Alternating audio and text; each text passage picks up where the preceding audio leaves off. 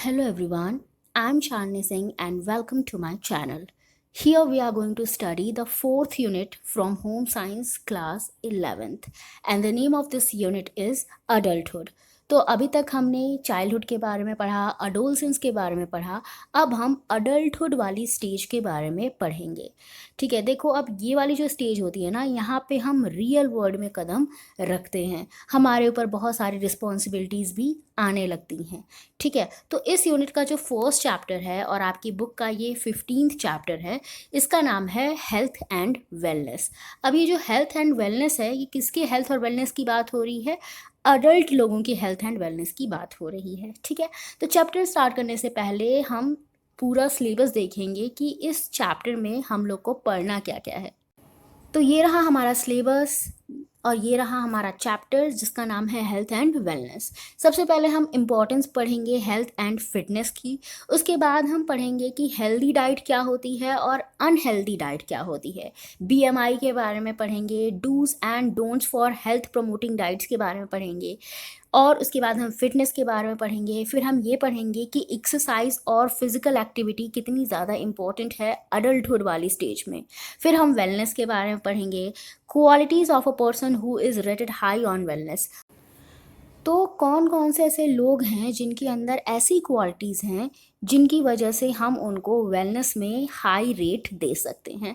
ठीक है, उसके बाद है डायमेंशंस ऑफ वेलनेस। वेलनेस की जो डायमेंशंस है उनके बारे में बताया गया है, कौन कौन सी डायमेंशन है, कौन कौन से एस्पेक्ट्स हैं। तो social aspect, physical, intellectual, occupational, emotional, spiritual, environmental, financial, तो ये सारे कुछ एस्पेक्ट्स हैं वेलनेस के, इनके बारे में भी हम पढ़ेंगे। Stress and coping with stress, stress क्या होता है और कैसे हम स्ट्रेस से निकल सकते हैं बाहर, स्ट्रेस से बच सकते हैं। Simple techniques to cope with stress, stress को कम करने की सिंपल टेक्निक्स कौन कौन सी हैं? रिलैक्सेशन है, talking with friends, family, reading, spirituality, music, hobby, yoga. तो ये सारी कुछ टेक्निक्स हैं सिंपल सी जिनसे हम स्ट्रेस से बच सकते हैं। ठीक है, तो ये तो हमारा सिलेबस था। अब हम चलते हैं चैप्टर की तरफ। तो ये रहा हमारा चैप्टर। चैप्टर स्टार्ट करने से पहले यहाँ पे कुछ लर्निंग ऑब्जेक्टिव्स दिए गए हैं, इनको भी पढ़ लेते हैं। ठीक है, after completing this chapter the learner will be able to discuss the importance of health and fitness. इस चैप्टर को कंप्लीट करने के बाद लर्नर्स ये डिस्कस कर पाएंगे कि हेल्थ और फिटनेस कितनी ज़्यादा इम्पॉर्टेंट है। Explain the health concerns and challenges of adults. Adults में जो हेल्थ से रिलेटेड कंसर्न्स होते हैं, चैलेंजेस होते हैं, उनको भी लर्नर्स एक्सप्लेन कर पाएंगे। Describe the concept of wellness, wellness के कंसेप्ट को भी डिस्क्राइब कर पाएंगे। Describe the steps to promote and maintain good health and wellness in adults, उन स्टेप्स को भी लर्नर्स डिस्क्राइब कर पाएंगे जो स्टेप्स गुड हेल्थ और वेलनेस को प्रमोट करने के लिए ज़रूरी है। मतलब कौन कौन से ऐसे स्टेप्स हैं, कौन कौन से ऐसे तरीके हैं जिनसे हम एडल्ट्स की वेलनेस को, उनकी हेल्थ को मेंटेन रख सकते हैं। ठीक है, तो अब यहाँ पे हमारा चैप्टर स्टार्ट होता है। यहाँ पे हेल्थ सिनेरियो बताया गया है इंडिया का। तो यहाँ पे एक रिपोर्ट आई है जिसमें बताया गया है कि टोटल पॉपुलेशन हमारी कितनी है, इतनी है। लाइफ एक्सपेक्टेंसी एट बर्थ कितना है, मतलब अगर कोई पर्सन मतलब जन्म लेता है तो वो कितने साल तक ज़िंदा रहता है। ठीक है, तो एक एवरेज बताया गया है। तो मेल्स की 62 लाइफ एक्सपेक्टेंसी है और फीमेल्स में 64 है, इसका मतलब फीमेल्स ज़्यादा ज़िंदा रहती हैं। ठीक है, फिर है healthy life expectancy at birth. जिंदा तो कितने साल रहते हो ये पता चल गया, लेकिन कितने साल ऐसे हैं जहाँ पे आप हेल्दी लाइफ जीते हो? तो 53 ईयर्स मेल के लिए है, 54 ईयर्स फीमेल के लिए है। मतलब एक आदमी एवरेज अगर हम बात करें तो एक आदमी 53 ईयर्स तक हेल्दी लाइफ जीता है, उसके बाद हो सकता है उसकी हेल्थ थोड़ी सी ख़राब होने लगे। इसके बाद है प्रोबेबिलिटी ऑफ डाइंग अंडर 5, मतलब ऐसे बच्चे जो अपना 5th बर्थडे मनाने से पहले ही मर जाते हैं, वो कितने हैं पर 1000 पे? मतलब 1000 में से कितने ऐसे बच्चे हैं जो कि 5 साल के भी नहीं होते उससे पहले ही मर जाते हैं? तो 76 बच्चे हर 1000 पे आपको देखने को मिलेंगे ऐसे। ठीक है, फिर है probability of dying between 15 to 60 years. कौन सी ऐसी मौतें हैं, कितनी मौतें हैं जो 15 साल से लेके 60 साल के बीच वाले लोगों की होती है, ठीक है। तो 276 फॉर मेल और 203 फॉर फीमेल, मतलब 276 मेल हैं पर 1000 में, जो कि 15 to 60 ईयर के बीच के होते हैं और मर जाते हैं। 203 फीमेल्स ऐसी हैं पर 1000 पॉपुलेशन में, जो कि 15 to 60 ईयर के बीच में होती हैं और उनकी डेथ हो जाती है, ठीक है। आई होप समझ में आया हो। फिर भी कोई डाउट हो तो कमेंट सेक्शन में पूछ लेना। अब देखो यहाँ पे ये चीज़ बोली गई है कि ये जो डेटा है, इसको देख के ये लगता है कि अभी हमें अपनी हेल्थ एरिया में इम्प्रूवमेंट की ज़रूरत है, ठीक है। तो ये डेटा जो है ये WHO ने निकाला था। कब निकाला था? 2008 में निकाला था, ठीक है। इसके बाद है indicators of health status of Indian population. तो इसमें सबसे पहला है ऑप्थेल्मोलॉजी, ठीक है, मतलब जो आँख से रिलेटेड प्रॉब्लम्स होती हैं, आँख से रिलेटेड बीमारियां होती हैं, उनकी बात की जा रही है। Annual incidence of cataract, the cause of 80% of blindness is 3.8 million cases. तो देखो जो कैटरैक्ट होता है, यानी कि मोतियाबिंद जिसको हम बोलते हैं, इसकी वजह से ब्लाइंडनेस ज़्यादा देखने को मिलती है। मतलब अगर हम देखें कि जो अंधापन आ रहा है, जो ब्लाइंडनेस आ रही है लोगों में, तो उसमें 80% मामले ऐसे होते हैं जो कि मोतियाबिंद के कारण होते हैं, ठीक है। और इंडिया में अगर हम बात करें तो 3.8 मिलियन केसेस ऐसे हैं जहाँ पे मोतियाबिंद के कारण, या कह सकते हो कैटरैक्ट के कारण, लोग अंधे हुए हैं, ठीक है। इसके बाद है cancer. The total number of cancer cases in India was estimated at 924,790 in 2001. This is projected to increase to 1,229,968 by 2011 and to 1,557 800 by 2021। तो जो इंडिया में कैंसर के मामले हैं ना, वो लगातार बढ़ते जा रहे हैं। 2001 में इतने मामले थे, फिर 2011 में इतने मामले आए, फिर जो केसेस हैं 2021 में और ज़्यादा बढ़ गए, ठीक है। तो ये भी एक रीज़न है जिसकी वजह से हमारा जो हेल्थ स्टेटस है इंडिया का, वो गिरता जा रहा है, ठीक है। फिर है कार्डियोवैस्कुलर डिजीजेस। कार्डियोवैस्कुलर डिजीजेस कौन सी होती हैं? जो हार्ट से रिलेटेड डिजीजेस होती हैं उनको बोलते हैं, ठीक है। The mortality rate due to cardiac arrest and related causes was estimated at 2.4 million in 1990. With increasing urbanization, the problem is on the rise.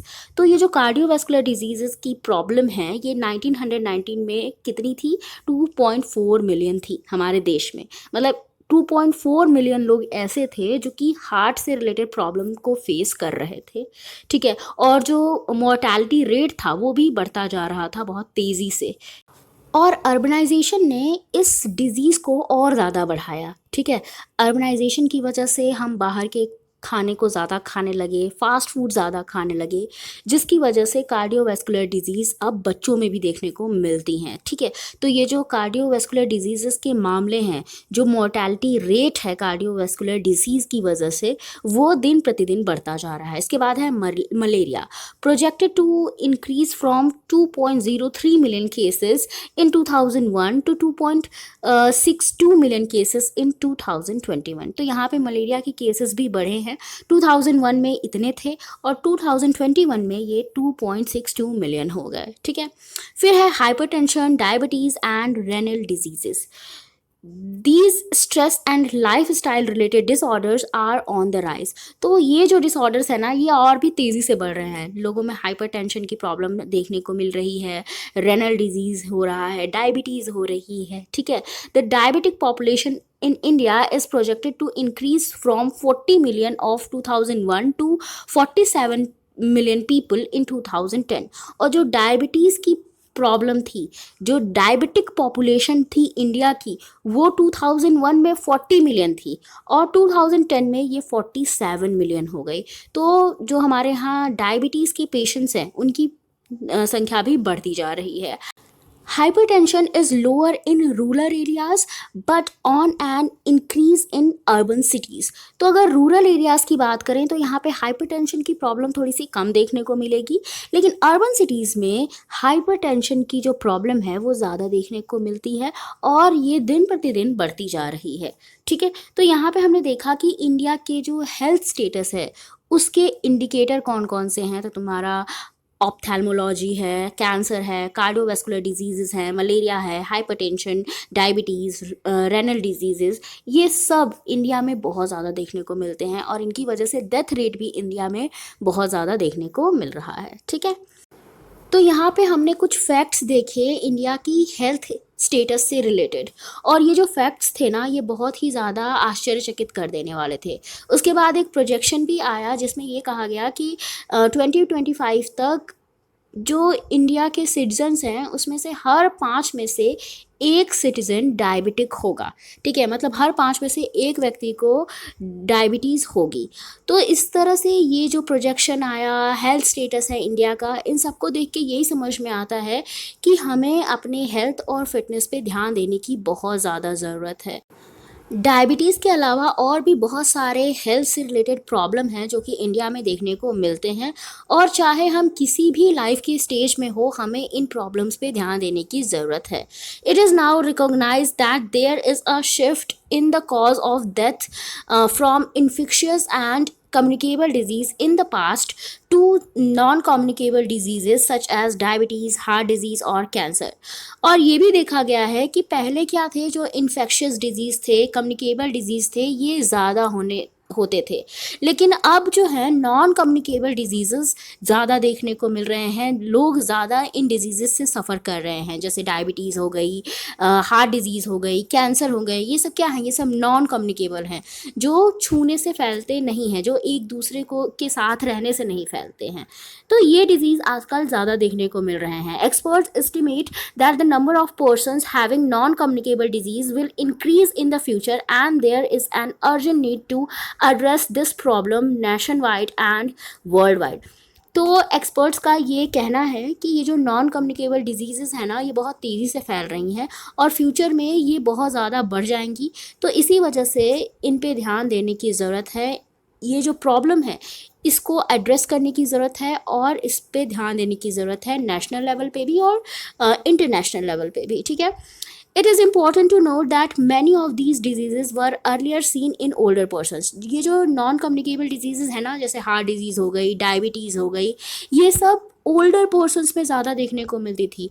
जो 50 साल से ज़्यादा के लोग होते थे ना उनमें ये प्रॉब्लम्स देखने को मिलती थी, लेकिन अब ये जो प्रॉब्लम्स हैं ये यूथ में और जो कम एज के लोग हैं उनमें भी देखने को मिल रही हैं। Another point of concern is that these diseases are not restricted to upper income families alone। और प्रॉब्लम तो ये है, चिंता की बात तो ये है कि ये जो डिजीज़ है ना ये सिर्फ अपर इनकम फैमिलीज़ में ही नहीं होती, मतलब रिच फैमिलीज़ में ही नहीं होती, पुअर फैमिलीज़ में भी ये डिजीज़ देखने को मिलती हैं। ठीक है, Person from low income families, especially in urban areas, are prone to these problems। तो जो भी अर्बन एरियाज़ में लोग रह रहे हैं, चाहे वो रिच हों या पुअर हों, उनमें ये प्रॉब्लम्स देखने को मिल रही हैं। उनमें डायबिटीज़, हार्ट डिजीज़ ये सब देखने को मिल रहा है।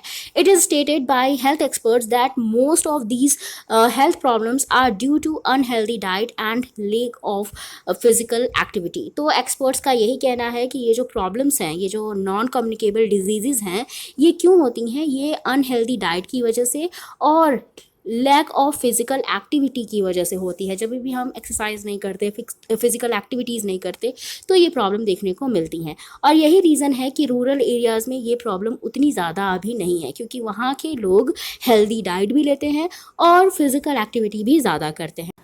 तो इन सब प्रॉब्लम्स को देखते हुए WHO ने ये रिकमेंड किया कि हमें एक स्ट्रेटजी बनाने की ज़रूरत है डाइट से रिलेटेड, फिज़िकल एक्टिविटी से रिलेटेड और हेल्थ से रिलेटेड। इसी के साथ साथ इंडिया ने भी इस मामले में अपना कंसर्न जताया, उसे भी चिंता हुई कि जो हेल्थ प्रॉब्लम है वो बढ़ती जा रही है।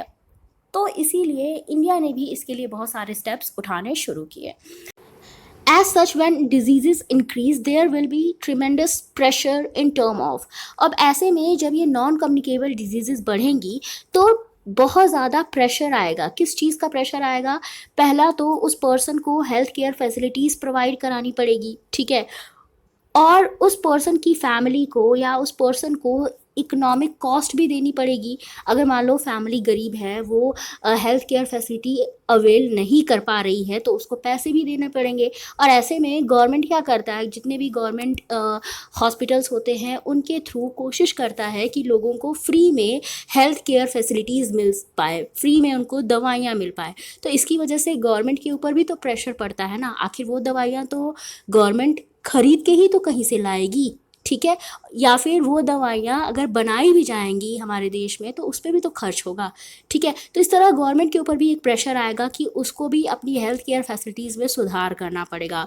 Adverse impact on the quality of life of such person, तो जिस भी पर्सन को ये बीमारियाँ होंगी उसकी लाइफ की जो क्वालिटी है वो भी ख़राब होगी, ठीक है, उसकी लाइफ पे बुरा असर पड़ेगा, वो अच्छे से अपनी लाइफ को जी नहीं पाएगा। Promoting and maintaining their health as well as their capacity to function normally, अब ऐसे में हमें ये भी ध्यान रखना पड़ेगा, कंट्री को या ये कह सकते हो कि गवर्नमेंट को ये भी ध्यान रखना पड़ेगा कि उस पर्सन की हेल्थ को अच्छा रखा जा सके, उसको प्रमोट किया जा सके और उसको इस लायक बनाया जा सके कि वो अपनी एक्टिविटीज़ को नॉर्मली कर पाए। तो इस तरह से बहुत ज़्यादा प्रेशर पड़ेगा लोगों के ऊपर, लोगों पे भी इसका बुरा असर पड़ेगा और कंट्री के ऊपर भी इसका बुरा असर पड़ेगा, ठीक है, पूरे कह सकते हो वर्ल्ड पे इसका बुरा असर पड़ेगा, ठीक है। इसके बाद हमारा नेक्स्ट टॉपिक है हेल्दी पर्सन्स। हेल्दी पर्सन्स कौन होते हैं? हेल्दी पर्सन्स वो होते हैं जो फिज़िकली फिट और एक्टिव होते हैं, देखने में चीयरफुल लगते हैं, उनके अंदर काफ़ी इम्यूनिटी होती है, इन्फेक्शन से वो अपने आप को बचा पाते हैं और वो जल्दी से थकते नहीं हैं। Research has indicated the benefit of healthy diet, physical activity, individual action and population based public health interventions. तो यहाँ पे रिसर्च से ये पता चला है कि हेल्दी डाइट कितनी ज़्यादा ज़रूरी है, फिज़िकल एक्टिविटी कितनी ज़्यादा ज़रूरी है और हर एक इंडिविजुअल का एक्शन बहुत ज़्यादा ज़रूरी है, ठीक है। साथ ही साथ जो पब्लिक हेल्थ सर्विसेज प्रोवाइड कराई जा रही हैं वो भी बहुत ज़रूरी हैं।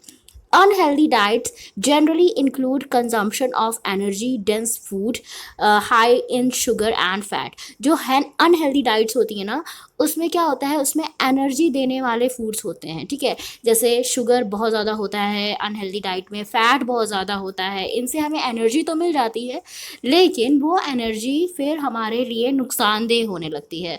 दे are also high in salt, इसमें सॉल्ट भी ज़्यादा होता है जो हमारे फास्ट फूड्स होते हैं, अनहेल्दी फूड्स होते हैं।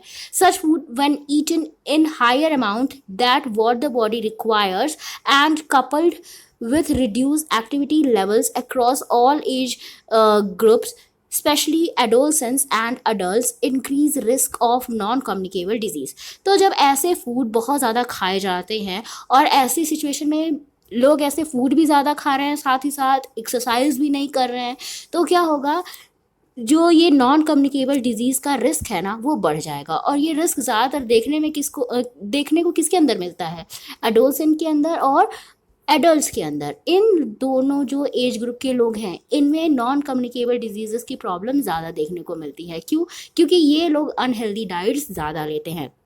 Diet and physical activity both influence health independently as well as together. तो डाइट और फिजिकल एक्टिविटी दोनों ज़रूरी है हमारे लिए, हमारी हेल्थ के लिए। Physical activity is a fundamental means of improving physical and mental health. तो अगर हमें अपनी फ़िज़िकल और मेंटल हेल्थ को इम्प्रूव करना है तो फिज़िकल एक्टिविटी करनी चाहिए, ठीक है। There is a tremendous need to increase awareness and promote better life styles to prevent people from having health problems. तो हेल्थ प्रॉब्लम्स को रोकने के लिए ज़रूरी है कि लोगों में अवेयरनेस लाई जाए, जो हेल्दी लाइफ स्टाइल्स है, अच्छी लाइफ स्टाइल है, उसको प्रमोट किया जाए। The risk of developing diseases such as diabetes, heart disease and hypertension in youth and adults is higher among individual who are overweight और ऑबेस। तो जो ये डायबिटीज़ वाली प्रॉब्लम होती है, हार्ट डिजीज़ होती हैं, हाइपरटेंशन होता है, ये उन्हीं यूथ और एडल्ट्स में ज़्यादा देखने को मिलता है जो ओवरवेट होते हैं, जो बहुत ज़्यादा मोटे होते हैं। Health professionals commonly use anthropometric indicators to assess nutritional status and risk. तो जो हेल्थ प्रोफेशनल्स हैं वो क्या करते हैं, वो हमारी बॉडी की मेजरमेंट्स लेते हैं और उसके हिसाब से बताते हैं कि हमारा न्यूट्रिशनल स्टेटस क्या है, हमारी हेल्थ कैसी है, हमें क्या रिस्क हैं, ठीक है। A simple indicator is the body mass index that is commonly used to classify underweight, overweight and obesity in adults. तो सबसे सिंपल इंडिकेटर जो है वो है BMI यानी कि बॉडी मास इंडेक्स। ये क्या करता है, ये बताता है कि कोई भी पर्सन अंडरवेट है या ओवरवेट है या उसके अंदर बहुत ज़्यादा ओबेसिटी है, मोटापा है। This index basically tells us whether a person's weight is appropriate for her his height। तो यहाँ पे ये जो इंडेक्स है ना, ये बताता है कि हाइट के हिसाब से हमारा वेट सही है या नहीं है। It is defined as the weight in kilograms divided by the square of the height in meters। तो देखो इसमें क्या किया जाता है, आपका वेट लिया जाता है, ठीक है, किलोग्राम्स में आपका वेट लिया जाता है, उसके बाद आपकी हाइट को नापा जाता है मीटर्स में, और फिर जितने भी मीटर आपकी हाइट होती है उसको स्क्वायर कर दिया जाता है और किलोग्राम्स आपका जो वेट होता है उससे डिवाइड कर दिया जाता है। मतलब आपकी वेट को हाइट से डिवाइड कर दिया जाता है, ठीक है, हाइट के स्क्वायर से डिवाइड कर दिया जाता है, ठीक है। For example an adult whose weight is 70 kg and whose height is 1.75 meter will have a BMI of 22.9। तो देखो क्या किया, 70 kg वेट है, इसको डिवाइड कर दिया 1.75 के स्क्वायर से, ठीक है। तो यहाँ पे देखो किया गया है और क्या आंसर आया, 22.9। यही क्या है, उस पर्सन की BMI है, ठीक है। WHO has recommended use of cutoff points for determining whether individuals are underweight, overweight, obese or normal as shown in the table 1। तो यहाँ पे WHO ने ये बताया कि कुछ कट ऑफ पॉइंट्स भी होने चाहिए जो ये इंडिकेट करें कि कोई भी पर्सन कैसा है, वो ओवरवेट है या अंडरवेट है या मोटा है, ठीक है। तो दस if a person's BMI is below 18.5 she is classified as underweight। तो अगर किसी भी पर्सन का BMI जो आ रहा है वो 18.5 से कम है तो उस पर्सन को अंडरवेट बोला जाता है, ठीक है। यहाँ पे देखो, यहाँ पे जिस पर्सन का 70 kg वेट था, 1.75 उसकी हाइट थी, तो उसका BMI कितना आ रहा था, 22.9 आ रहा था। तो ये पर्सन जो है ये ठीक ठाक है, इसका वेट नॉर्मल है। लेकिन अगर आपका BMI 18.5 से कम हो रहा है तो इसका मतलब आप अंडरवेट हो। Similarly cut off points have been given for 3 categories, normal weight, overweight and obese and sub categories within age. तो जो ये कट ऑफ पॉइंट्स है ना, ये बेसिकली 3 कैटेगरीज में डिवाइड किया गया है, नॉर्मल वेट, ओवरवेट और ऑबेस। इसके बाद इसको सब कैटेगरीज में भी बांटा गया है, आगे हम देखेंगे।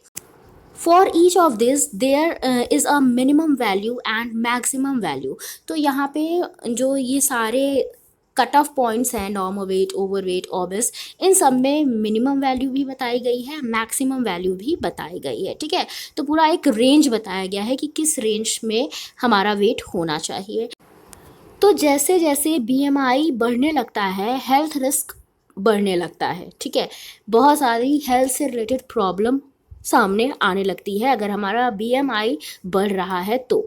These include increase body fat, decrease glucose tolerance, changes in food, cholesterol etcetera. तो इसमें क्या होता है, बॉडी में जो फैट होता है वो बढ़ रहा होता है, ग्लूकोज का जो टॉलरेंस है वो कम हो रहा होता है, और जो ब्लड कोलेस्ट्रॉल है वो भी चेंज होने लगता है। तो इससे हमारे अंदर बहुत सारी प्रॉब्लम्स हो सकती हैं।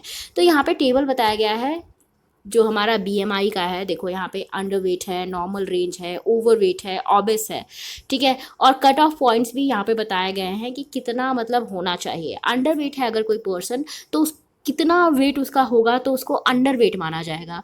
तो 18.5 से कम है अगर किसी का BMI तो उसको क्या माना जाएगा, उसको अंडरवेट माना जाएगा, ठीक है। अब यहाँ पे एडिशनल कट ऑफ पॉइंट्स क्या है, यहाँ पे मान लो सब कैटेगरीज भी बताई गई है। अगर किसी भी क्लासिफिकेशन में सब कैटेगरी की ज़रूरत है तो वो भी यहाँ पे बताया गया है। जैसे यहाँ पे देखो नॉर्मल रेंज में पहली कैटेगरी तो यहाँ पे नॉर्मल बता दी गई है, लेकिन इसको फिर दो कैटेगरीज में डिवाइड किया गया है। तो एडिशनल कट ऑफ कुछ नहीं है, आपको ध्यान ये प्रिंसिपल कट ऑफ पॉइंट का रखना है। एडिशनल कट ऑफ पॉइंट आपको ज़्यादा ध्यान देने की ज़रूरत नहीं है, बस यहाँ पे एक बार पढ़ लो, ठीक है। तो देखो अंडरवेट अगर कोई पर्सन है तो इसका मतलब उसका BMI 18.5 से कम है, ठीक है। और अगर बहुत ज़्यादा थिननेस है, बहुत पतला है कोई पर्सन, तो समझ लेना उसका BMI कितना होगा, 60 से कम होगा। 16 से अगर कम है किसी का BMI तो इसका मतलब वो पर्सन बहुत ज़्यादा पतला है।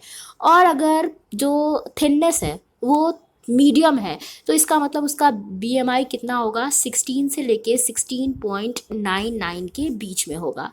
और माइल्ड थिननेस मतलब बहुत कम थिननेस होती है, बहुत हल्की फुल्की, अगर इंसान पतला है मतलब उसका वेट कम है लेकिन ज़्यादा कम नहीं है, तो वो होता है 17 से लेके 18.49 तक, ठीक है। इसका मतलब वेट हल्का फुल्का कम है, इसको बढ़ाया जा सकता है, कोई बहुत ज़्यादा प्रॉब्लम की बात नहीं है। नॉर्मल रेंज जो है वो होती है 18.5 से लेके 24.99 तक। अब यहाँ पे नॉर्मल रेंज को दो कैटेगरी में बांट दिया गया है, सब कैटेगरी में बांट दिया गया है कह सकते हो। नॉर्मल रेंज यहाँ पे बताई गई, फिर इसको कैटेगराइज कर दिया गया है। यहाँ पे इसको देखो, नॉर्मल रेंज जो कि एकदम ठीक ठाक होती है, इसको कहा गया है 18.5 से लेके 22.9 तक। और जो थोड़ी सी कह सकते हो अब ये बंदा ओवरवेट की तरफ जाने लगा है तो वो होगा 23 से लेके 24.99 तक, ठीक है। तो नॉर्मल रेंज ये यहाँ पे इसको दो कैटेगरी में बांटा गया है, लेकिन आपको याद ये वाला रखना है, ठीक है। आपको इसको उतना ज़्यादा ध्यान में नहीं रखना है। एडिशनल कट ऑफ को आप एक बार छोड़ भी सकते हो, लेकिन ये प्रिंसिपल कट ऑफ ही क्या है, मेन है। इसके बाद है ओवरवेट। ओवरवेट क्या होता है, अगर कोई पर्सन 25 से ज़्यादा है, मतलब उसकी BMI 25 से ज़्यादा है तो वो ओवरवेट माना जाएगा, ठीक है। प्री ऑबिस यानी कि अभी मोटापा आने से पहले वाली जो एज है, मतलब अभी पूरी तरह से मोटापा नहीं आया है, ओवरवेट इंसान होते जा रहा है, तो वो होता है 25 से लेके 29.99 तक, ठीक है। तो उस समय BMI कितनी होती है, 25 से लेके 29.99 तक। इसको भी दो कैटेगरी में फिर डिवाइड कर दिया गया है, देख लेना इसको आप। फिर है ऑबिस, जब इंसान बहुत ज़्यादा मोटा हो जाता है। तो अगर किसी पर्सन की BMI 30 से ज़्यादा है तो उसको आप मोटा कंसीडर करोगे, ये कहोगे कि वो क्या है, ऑबिस है, ठीक है। तो ऑबिस को भी क्लास 1, क्लास 2, क्लास 3 में डिवाइड किया गया है। क्लास 1 वाला जो रेंज है वो है 30 से लेके 34.99 तक, ये पॉइंट है, ठीक है, बुक में मिसप्रिंट हुआ होगा। और यहाँ पे 35 से लेके 39.99 तक क्लास 2 होता है। क्लास 3 होता है 40 से ज़्यादा। अगर किसी पर्सन की BMI 40 से ज़्यादा है तो वो पर्सन बहुत ज़्यादा मोटा है, उसको हेल्थ से रिलेटेड प्रॉब्लम बहुत ज़्यादा फेस करनी पड़ेगी, ठीक है। तो इस तरह से हमने BMI देखा। जो BMI है उसके ऊपर एज का कोई असर नहीं पड़ता, दोनों सेक्सेस के लिए, चाहे मेल हो या फीमेल हो, दोनों के लिए BMI सेम ही रहती है। हाँ, डिफरेंट कंट्रीज़ में हो सकता है BMI जो है वो अलग अलग तरीके से काउंट की जाती हो। जैसे नॉर्मली यहाँ पे 18.5 से कम वाले को अंडरवेट समझा जा रहा है, लेकिन ज़रूरी नहीं कि हर कंट्री में सेम सिचुएशन हो, हर जाति के लोगों पे सेम सिचुएशन लागू हो, ठीक है। तो हर पॉपुलेशन के हिसाब से चीज़ें अलग अलग हो सकती हैं। यहाँ पे ये जो टेबल दिया गया है ये एशियन पॉपुलेशन के हिसाब से दिया गया है।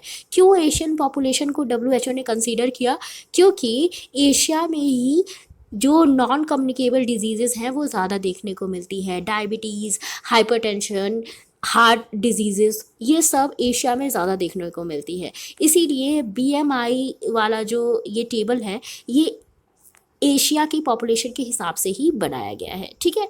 तो हर कंट्री की के लिए BMI का जो ये टेबल है वो अलग अलग हो सकता है, ठीक है, क्योंकि सबके लिए, सबके यहाँ जो सिचुएशंस होती हैं, क्लाइमेट होता है वो अलग अलग होता है, ठीक है। आपने देखा होगा कि बहुत जगहों पे लोग कुछ ज़्यादा ही लंबे होते हैं, वेट भी कहीं कहीं लोगों का ज़्यादा होता है, तो उस हिसाब से वहाँ का BMI होता है। लेकिन नॉर्मली ये वाला जो BMI है जो WHO ने रिकमेंड किया है ये एशिया की पॉपुलेशन के हिसाब से रिकमेंड किया है, ठीक है।